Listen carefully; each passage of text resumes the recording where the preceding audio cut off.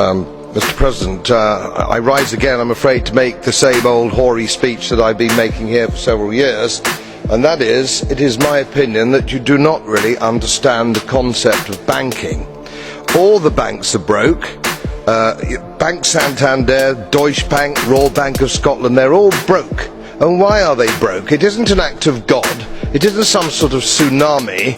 They're broke because we have a system called fractional reserve banking, which means that banks can lend money that they don't actually have.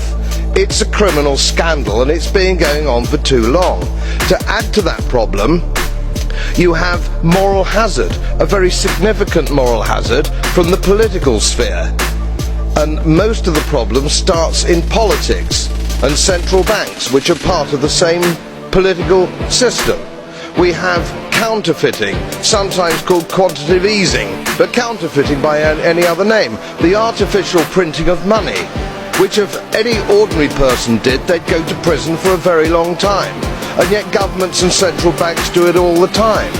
Central banks repress the amount of interest that rates are, so we don't have the real cost of money. And yet we blame the real retail banks for manipulating LIBOR. The sheer effrontery of this is quite astonishing. It's central banks that manipulate interest rates, Commissioner. And plus, underneath all this, we talk loosely, in a rather cavalier fashion, do we not, about deposit guarantees. So when banks go broke through their own incompetence and chicanery, the taxpayer picks up the tab. It's theft from the taxpayer. And until we start sending bankers, and I include central bankers and politicians, to prison for this outrage, it will continue.